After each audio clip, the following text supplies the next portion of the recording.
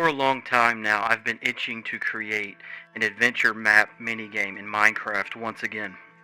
So I've decided to turn my base New Helen here on the back to Beta SMP into something special. We're going to blend the old with the new, taking a journey through the ruins of the original Helen before it became the bustling tourist spot it is today. Along the way, we'll uncover forgotten places, hidden treasures, and some seriously cool loot tucked away in secret corners.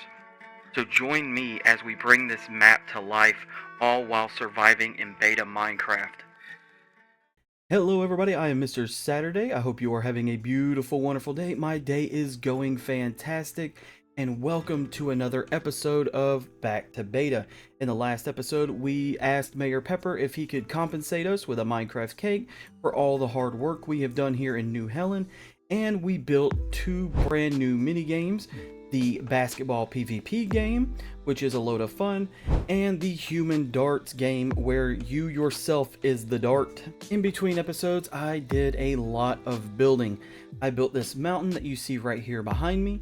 I also decorated the front of Mayor Pepper's yard with a vineyard slash brewery style type of ordeal, right? He's got his grapevines scattered across the front. He's got a sugarcane field that helps sweeten up his wines and beers, and he's got wheat and flowers pretty much for like different flavors and different styles of stuff. I also added some ruins such as this tower at the beginning of this road and a church that is part of a new game that we're working on today. Now, this game is quite a bit different than the mini games that we've been working on. This is going to be an adventure map. Now, in this adventure map, we're going to have smaller structures similar to this one that are ruins that will give you basic items such as like stone tools and weapons or leather armor pieces. These are not meant to be hard. They're just stuff that you can find. They'll have a hidden chest with a gear item set in it. These are pretty much your gear finders. They're pretty much just there to introduce the hidden chest mechanic of the game, and you could get some basic stuff that might save you in the future. Over here, these smaller structures, such as this abandoned farmhouse, is to introduce the healing mechanic of the game, and where you could be able to find your healing potions, quote unquote, or in this case, food, right? So we have this little abandoned farmhouse. You're able to break and replant these to get bread to heal yourself. You're going to need to do that in a good bit of these dungeons and just what you may or may not fight exploring the map. Up here is the first dungeon. This is baby's first dungeon. This is the thing that's going to introduce you to all the mechanics that are going to be throughout every dungeon. The only difference between them is that they're going to scale in difficulty, and they're going to have the puzzles are going to be laid out quite a bit different. Now, this whole area is pretty much the dungeon. The main point of this is to get into the crypts, and inside the crypt is another puzzle game where you try to find the OP gear item. These dungeons right here introduce like the first real pieces of gear, and that's like your diamond gear set, like a diamond sword, a diamond helmet, anything of that nature. This, however, the structures that are going to be surrounding it could introduce other elements such as like iron items, right? You might be able to find an iron axe or sword in it. And what's really cool about this is the first church of Helen, is that it's a completely ruined church, and the bell tower is what ruined the church. It fell backwards onto it. You can see the roof of the bell tower here. You can see the golden bell. And this is the parkour bit that teaches you there's going to be parkour elements to this adventure map. And we have the first chest to this style up there. So you're not allowed to break or place blocks in this adventure map. So you have to find a way up there to get to that chest. And a cool way up there is that there's going to be multiple ways, but this is like the super easy parkour just to let you know there's going to be parkour, right? Like, you need to check all of your surroundings.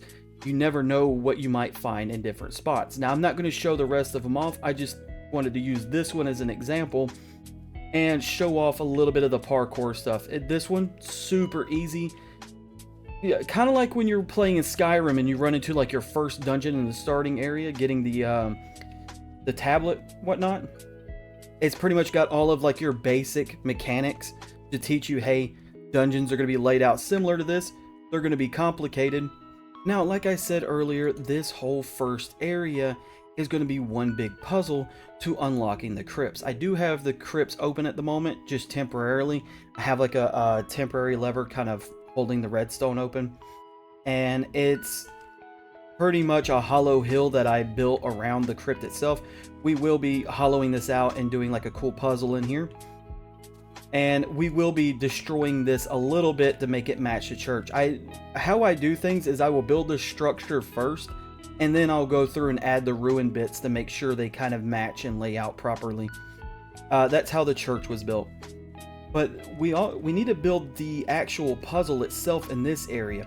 So we have a place that has gravel laid out, and that's going to be the pathways. And those pathways are going to be weaving in and out of a graveyard.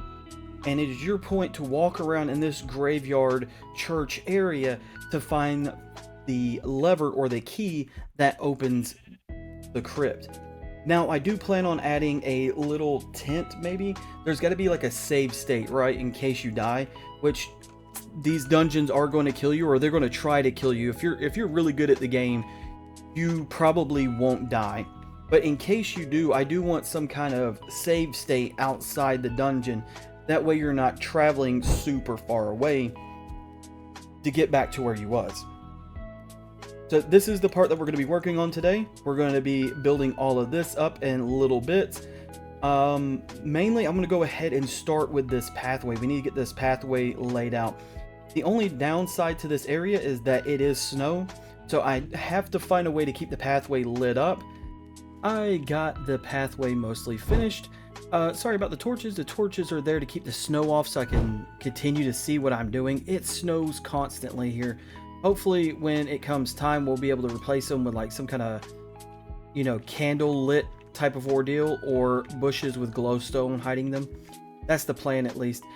This pathway right here is going to lead back to Mayor Pepper's brewery, which I think would be pretty cool. We'll dig this out, make it some kind of arc, right? So you'll be able to loop around that way. And then we're going to have another pathway somewhere right in here. So I want to build a save spot here, and then this pathway wrap around the save spot. And I'm thinking some kind of, what are they called? The grave diggers type of house, right? Where he like keeps his tools and he might sleep there from time to time. So we're probably going to put one of those back here, like some kind of gravekeeper's house. And that would be the save spot for this dungeon. Now, before we move on to that kind of stuff, I do need to go ahead and put the graves in, because some of the graves are going to be important. It's going to be where you unlock certain puzzles. It might be a clue that leads you to the key that unlocks the crypt itself. I got to get those in, and that's what all of these blank areas are for. So these places that still have snow and no grass, we're going to put gravestones in these areas and kind of fill it in and make it really creepy looking. The graveyard is now complete with all of the headstones and really cool places that you can find, even some treasure chest hidden here or there. Really nothing too special in the treasure chest, but enough that might get you by. We also have the groundkeeper's kind of like little house here. This is the save point, right? This is what I was talking about, saving before going into the main dungeon. I'm not going to go in there because I have already written the riddle that shows you where the hidden key is, if you could solve it, pretty much. So if you could solve it, you'll be able to find the hidden key. I also built this guy, which is locked from the outside, so you have to find a way in there to maybe get some cool loot. There are also really cool areas like this one where you can find the Tomb of the Fathers, all the fathers of Helen's first church, pretty much. And this is a cool area with some cool loot in that chest. There's also these really small hallways that have hidden parkour courses in them that may also lead to loot and different areas of the graveyard. This one is supposed to be very basic and simple. It is to teach you there are parkour jumps that you can make in the dungeon, and This one is more forgiving, right? So we have abilities to restart them in case you fall in this one. This is not going to be in the main dungeon itself. There's probably going to be some severe consequences if you miss the jumps. But this one is really, since it's in the tutorial area, it pretty much just teaches you that you can make these jumps with enough practice, and it might take you a couple of tries to make each one of these jumps. It is absolutely killing me not to go ahead and show y'all everything that I have done so far with all of the hidden spots and how to find them and how certain things work and loop back on itself, but I don't need to put that in a video. That way it could be a whole first time experience for the Back to Beta members that play this and, you know, not watch my video and kind of cheat it, or it ruined the surprises and spoilers for them.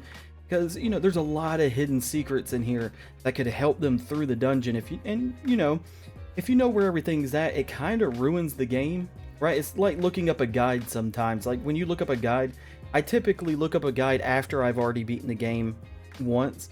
But if you see the guide before you even played the game, it kind of ruins the game for you. And I don't want to do that. Maybe I'll do like a follow-up type of video when everybody's had their time of playing it, or at least a couple of people have, and I could show y'all the in-depth work that went into some of these hidden puzzles. What's cool about this one though, when we start this one in the next episode, we'll be doing the main dungeon, the Keep. It is going to have a design where you're going to be unlocking the main door, and the main door is a multi-keyed system that connects the redstone together.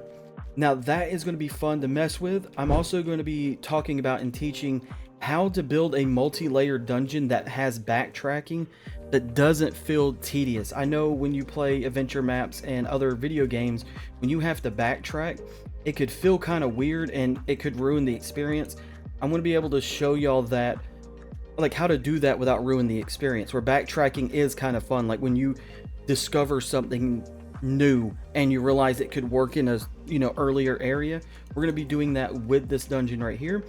Unfortunately, I don't have enough time to dig all of that out and put it in this episode. The in between episodes, I'm going to go ahead and hollow this as big as it needs to be, which is absolutely huge, especially if I'm going to put all the redstone bits in it, and I'll be showing off everything that needs to be done with it. It's going to be a really fun experience. We're going to build most of that by hand with each other.